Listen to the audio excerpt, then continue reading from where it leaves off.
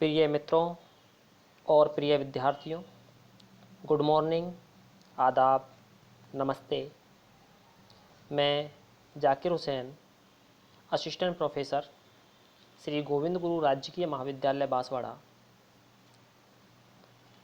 आपका इस वीडियो में बहुत बहुत स्वागत करता हूं। आज मैं आप सभी के सामने इस वीडियो के अंतर्गत समाजशास्त्र के अंतर्गत आने वाले एक महत्वपूर्ण प्रकरण सामाजिक उद्विकास को समझने और इसकी चर्चा करने के लिए हाजिर हुआ हूँ। इससे पहले वाले वीडियो में हमने उद्विकास और उद्विकास की विशेषताओं के बारे में पढ़ा था। आज हम सामाजिक उद्विकास और उद्विकास के स्वरूपों के बारे में पढ़ेंगे। पहले हम यह देख लें कि उद्विकास है क्या। जैसा कि हम पिछले वीडियो में पढ़ चुके हैं कि उद्विकास एक निश्चित दिशा में होने वाला एक ऐसा परिवर्तन है जिसमें वस्तु सरलता से जटिलता की ओर अग्रसर होती है। यह हमेशा एक निरंतर गति से धीमी गति से होता है। यह सार्वभौमिक होता है, निश्चित दिशा में होता है और इसके जो क्रम हैं, इसके जो चरण हैं वो निश्चित हैं। तो आगे हम पढ़ें सामाजिक उद्विकास, उससे पूर्व हम डार्विन के उद्विकासवादी सिद्धांत को जान लें, क्योंकि समाजशास्त्र में या अन्य समाज विज्ञानों में सामाजिक उद्विकास का सिद्धांत डार्विन के सिद्धांत से ही प्रेरित है। तो पहले हम डार्विन के उद्विकासवादी सिद्धांत को जान लें। सामाजिक उद्विकास का जो सिद्धांत है वो डार्विन के उद्विकासवादी सिद्धांत पर आधारित है। अब तक यह धारणा चली आ रही थी कि पेड़ पौधे हों या जीव जंतु हों की रचना सृष्टि ने की है, की रचना ईश्वर ने की है, या इस संपूर्ण सृष्टि की रचना ईश्वर ने की है। किंतु डार्विन ने अपने लंबे समय के अध्ययन के बाद यह निष्कर्ष निकाल लिया या यह निष्कर्ष दिया कि प्राणियों का उद्विकास सरलता से जटिलता और समानता से भिन्नता की ओर हुआ है। प्रारंभ में पृथ्वी पर कोई जीव नहीं थे। वैज्ञानिक डार्विन का यह मत है कि प्रारंभ में जीव बहुत सरल कोटि का होता है। उसके विभिन्न अंग आपस में इतने घुले मिले होते हैं कि उन्हें स्पष्टता से हम नहीं पहचान सकते। यानी कि जीवों के जो अंग हैं वो इस प्रकार से घुले मिले हैं कि उन्हें हम स्पष्ट रूप से पहचान नहीं सकते। उसके विभिन्न अंग घुले मिले हैं और उन अंगों को हम पृथक भी नहीं कर सकते। यानी कि हम उन्हें ना तो पहचान सकते हैं और ना ही हम उन्हें अलग कर सकते हैं।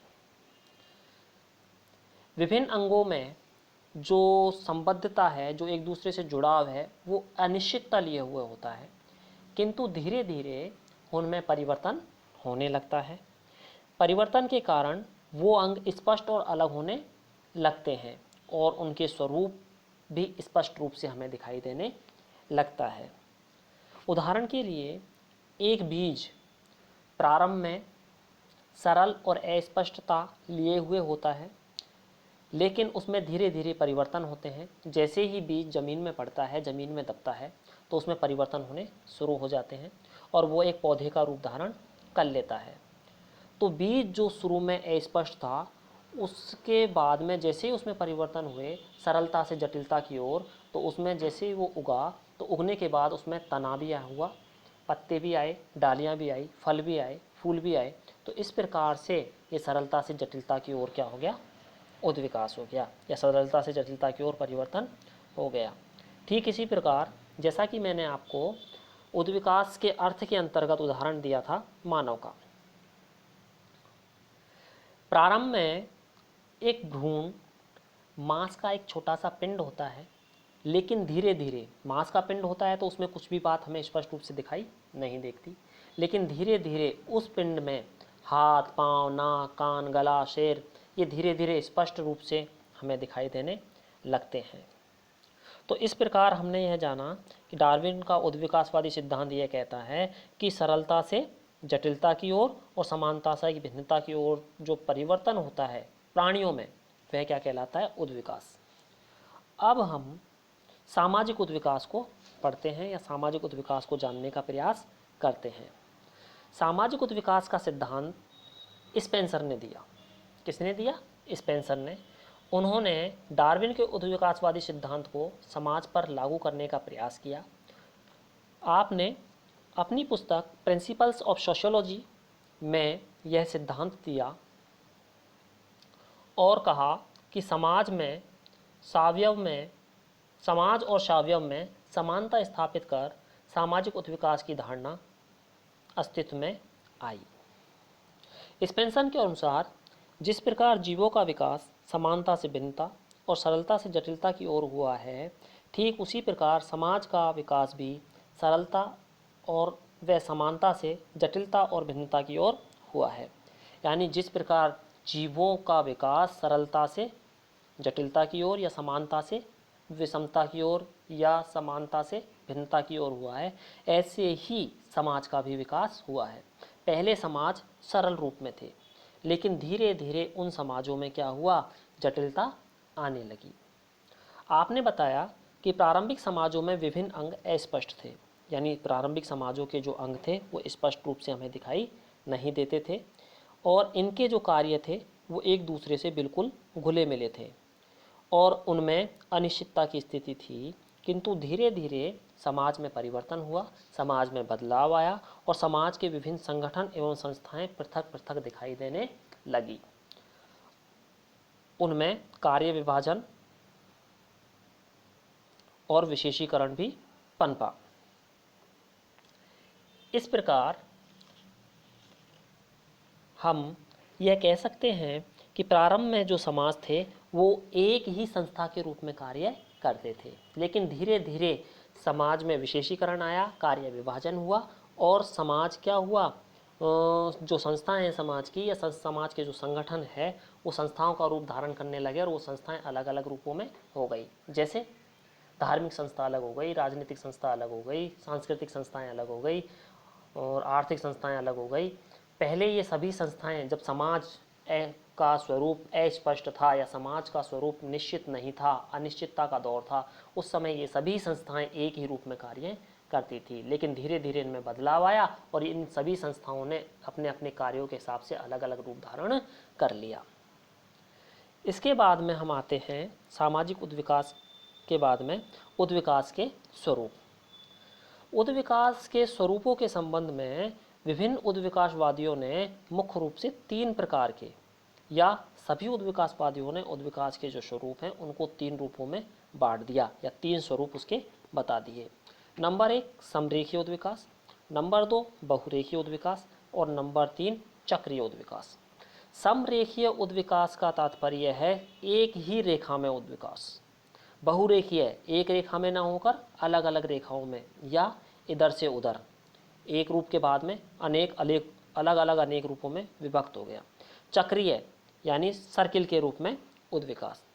अब हम इन तीनों प्रकार के उद्विकासों को या उद्विकास के इन तीनों स्वरूपों को समझने का प्रयास करते हैं। सबसे पहले हम देखेंगे समरेखीय उद्विकास।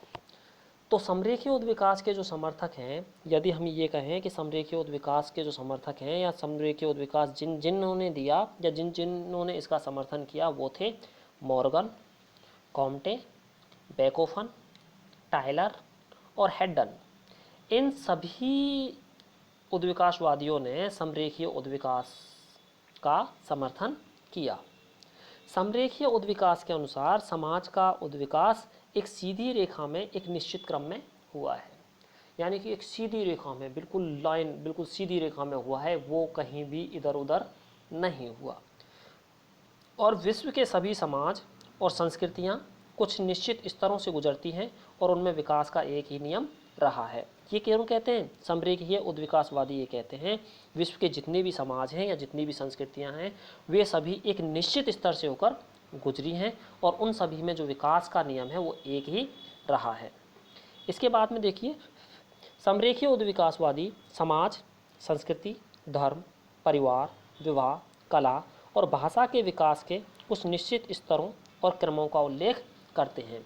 इन सभी जो भी मैंने अभी आपको बताया, कौन कौन से समाज है, संस्कृति है, परिवार है, विवाह है, धर्म है, भाषा है, कला है, इन सभी का जो विकास है वो एक निश्चित क्रम में हुआ है। समरेखीय उद्विकासवादी मॉर्गन ने परिवार के उद्विकास के 5 स्तरों का उल्लेख किया और आपने ये बताया कि परिवार का जो उद्विकास हुआ है, यानी कि परिवार जो आज हम देखते हैं एक विवाहित परिवार के अंतर्गत हमें परिवार का स्वरूप दिखाई देता है, वो इस स्थिति में शुरू से नहीं था, उसमें धीरे धीरे परिवर्तन हुआ। सबसे पहले कौन सा परिवार था? समरक्त परिवार। समरक्त परिवार से आया समूह परिवार, समूह परिवार से सिंडेशिमन परिवार, उसके बाद में पितृसत्तात्मक परिवार, और आज हम जो रूप परिवार का देख रहे हैं वो है एक विवाही परिवार, जो धीरे धीरे करके अपने अस्तित्व में आया है। इस प्रकार से मॉर्गन ने बताया कि परिवार का जो उद्विकास है वो 5 स्तरों से होकर गुजरा है। इसके बाद में आगे हम देखें, मॉर्गन ने ही समाज का जो विकास बताया वो 3 अवस्थाओं से बताया। यानी सबसे पहले जो समाज था वो जंगली अवस्था में था, उसके बाद बर्बर अवस्था आई और तत्पश्चात सभ्य समाज हमारे सामने अस्तित्व में आया। जो आज हम देखते हैं वह समाज ऐसा ही प्रारंभ से नहीं था। यह समाज पहले जंगली था, फिर बर्बर, उसके बाद में आज की स्थिति में समाज पहुंचा है। टाइलर धर्म का विकास बहुदेववाद से एक देववाद की ओर मानते हैं। यानी कि धर्म का जो उद्विकास है, धर्म का जो विकास है बहुदेववाद से एक देववाद की ओर हुआ है। पहले हम बहुत सारे देवताओं को मानते थे और अलग अलग क्रिया के लिए, अलग अलग काम के लिए, अलग अलग तिथि के लिए अलग अलग देवताओं की उपासना करते थे। लेकिन बाद में क्या हुआ कि बहुदेववाद से हम सभी देवताओं को एक सम्मिलित रूप से मानने लगे और एक देववाद की ओर आ गए। इस प्रकार धर्म का जो विकास है वो बहुदेववाद से एक देववाद की ओर हुआ है। आर्थिक जीवन का जो उद्विकास है वो शिकारी, पशुपालन, कृषि और प्रौद्योगिकी अवस्थाओं में हुआ। यानी कि प्रारंभ में मानव का जो अर्थव्यवस्था थी वो शिकारी प्रकार की थी। यानी मनुष्य अपना जीवन यापन करने के लिए शिकार करता था और अपना उदर पूर्ति के बाद में उसको कोई काम नहीं था, कोई लेना देना नहीं था, उसका केवल इतना सा काम था कि वो अपनी उदर पूर्ति कर सके। उसके बाद में उसने देखा कि इन पशुओं का शिकार करने के लिए अगर मान लो किसी दिन उसे शिकार ना मिले तो वह उनको पालने लग गया। पालने के बाद में अगर उसको ज़रूरत होती थी तो वो उनका मीट या उनका मांस खा लेता था, और अगर उसे दूध की आवश्यकता होती थी तो वो उनका दूध काम में ले लेता था, उनकी खाल काम में ले लेता था। इसलिए और वो बैलों के माध्यम से खेतों की जुताई भी कर लेता था। इसलिए मनुष्य ने क्या किया, धीरे धीरे उसने शिकारी से पशुपालन की अवस्था में पहुंच गया। अब पशुपालन के लिए उसने क्या किया कि पशुओं के माध्यम से वह कुछ सामानों को एक स्थान से दूसरे स्थान पर आसानी से पशुओं पर लाकर ले जा सकता है। इसलिए वो कृषि करने लगा और कृषि के माध्यम से कृषि का जो भूसा होता था वो पशुओं के काम आ जाता था और कृषि का जो फल उसे मिलता था वह अपने काम में लेता था। इस प्रकार से शिकारी से कौन सी अवस्था आई? पशुपालन, पशुपालन से कृषि, और कृषि से जिस स्थिति में आज हम हैं वो है प्रौद्योगिकी अवस्था। यानी कि कृषि से जो हमें प्राप्त हो रहा है उससे नई नई वस्तुएं बनाना या नए नए प्रोडक्ट बनाना किसके माध्यम से संपन्न हुआ है? प्रौद्योगिकी के माध्यम से। इसके बाद में हम देखें कला का जो उद्विकास है तो प्राकृतिक, प्रतीकात्मक और ज्यामितीय स्तरों में हुआ है। अब हम उद्विकास के स्वरूपों के अंतर्गत दूसरा स्वरूप बहुरेखीय उद्विकास के बारे में पढ़ते हैं। इसके जो मुख्य समर्थक हैं वो हैं जूलियन स्टीवर्ट। कौन है? Julian Stewart. टे नहीं है, ये डे है, आप लोग इसको सही लिख लें अगर आप लोग नोट्स बना रहे हों तो। आगे देखिए कि इसके अनुसार या इस सिद्धांत के अनुसार उद्विकास का कोई एक ही क्रम नहीं होता बल्कि इसके अनेक क्रम होते हैं। जूलियन स्टीवर्ट की मानता है कि विश्व के सभी समाज और संस्कृतियाँ उद्विकास के समान स्तरों से नहीं गुजरे बल्कि भिन्न भिन्न क्षेत्रों में यह क्रम भिन्न भिन्न रहा है। कहने का तात्पर्य यह है कि सभी समाज का जो उद्विकास है या उनमें जो विकास हुआ है वो एक समान गति से नहीं हुआ। कहीं तो वो गति अधिक रही, कहीं वो गति कम रही, और कहीं के समाज आज देखते हैं हम बहुत उन्नत प्रकार में पहुंच चुके हैं और कुछ अभी विकास कर ही रहे हैं और कुछ अविकसित हैं। तो इस प्रकार हम ये कह सकते हैं कि समाज, विभिन्न समाजों या संस्कृतियों का जो उद्विकास है वो एक समान स्तर से नहीं हुआ है। स्टीवर्ट ने मेसोपोटामिया, अमेरिका, मिस्र और चीन की संस्कृति और समाजों का अध्ययन करने पर यह बताया कि ये सभी विभिन्न क्रमों में उद्विकसित होकर समान अवस्थाओं में पहुंची हैं। बहुरेखीय उद्विकासवादियों का मानना है कि उद्विकास का कोई एक ही क्रम न होकर उसके अनेक क्रम होते हैं। उदाहरण के लिए, एक समाज पहले पशुपालन अवस्था में रहकर फिर शिकारी, कृषि या औद्योगिक अवस्था को प्राप्त कर सकता है। परिवार बहुपति विवाह, बहुपत्नी विवाह, समूह विवाह से एक विवाही की स्थिति में पहुंच सकता है। इस प्रकार जो उद्विकास है वो कोई एक ही क्रम में ना होकर के उसके जो क्रम है वो अलग अलग हैं। क्योंकि जैसा कि मैंने आपको पहले बताया था कि ये देखिए आप, आर्थिक विकास की जो अवस्था है वो शिकारी, पशुपालन, कृषि और प्रौद्योगिकी बताया एक के बाद एक। लेकिन अगर कोई मान लो पहले पशुपालक हो, उसके बाद में पशुपालन छोड़ के वो शिकार करने लग गया हो, तो ये जो क्रम है वो एक निश्चित क्रम नहीं है। कौन मानता है ये? बहुरेखीय उद्विकासवादी। इसके बाद में हम आगे आते हैं चक्रीय उद्विकास। चक्रीय उद्विकास के जो प्रमुख समर्थक हैं वो हैं लेस्ली वाइट। इनके अनुसार उद्विकास एक चक्र के रूप में एक घड़ी के पेंडुलम की तरह कभी इधर कभी उधर या उतार चढ़ाव के क्रम में होता है। यानी कि उद्विकास की एक निश्चित गति नहीं होती। हो सकता है कि गति कुछ समय के लिए तेज हो और फिर धीमी हो जाए। तो चक्रीय उद्विकासवादी ये मानते हैं कि यह जो गति है वो उतार चढ़ाव वाली होती है। इन चक्रीय उद्विकासवादियों को नव उद्विकासवादी भी कहा जाता है, क्योंकि उद्विकास से संबंधित यह मत सबसे लास्ट में आया है। सबके बाद में जो उद्विकासवादी मत आया वो था चक्रीय उद्विकास, इसलिए इसे नव उद्विकासवादी भी कहते हैं। इनके अनुसार उद्विकास एक सीधी रेखा में ना होकर एक चक्र के रूप में होता है, और इन्होंने इसके लिए जो उदाहरण दिया वो दिया फैशन का। फैशन के अंतर्गत पहले मनुष्य जिस तरीके का फैशन करता है घूम फिर करके वह वहीं आ जाता है। उदाहरण के तौर पर पहले व्यक्ति नग्न रहता था, उसके बाद में धीरे धीरे उसने पत्तों का प्रयोग करना शुरू किया, यानी अपने शरीर के कुछ अंगों को ढकना शुरू किया। फिर उसने अपने शरीर के संपूर्ण अंगों को ढकना शुरू किया। लेकिन आज हम देख रहे हैं धीरे धीरे मनुष्य के शरीर पर जो कपड़ा होता है वो धीरे धीरे कम होता जा रहा है और हम पुनः अपनी उसी स्थिति में पहुंचते जा रहे हैं जो पहले थे। यानी ये एक चक्र हो गया। इसलिए चक्रीय उद्विकास के अंतर्गत उद्विकास एक सीधी रेखा में ना होकर के एक चक्र के रूप में होता है। तो इस प्रकार विद्यार्थियों, आज हमने उद्विकास के अंतर्गत सामाजिक उद्विकास और उद्विकास के 3 प्रमुख स्वरूपों के बारे में पढ़ा।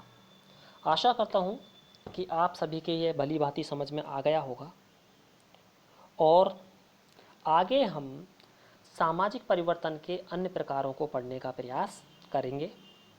तो इस प्रकार आज हमारा उद्विकास वाला टॉपिक पूरा होता है। धन्यवाद, शुक्रिया।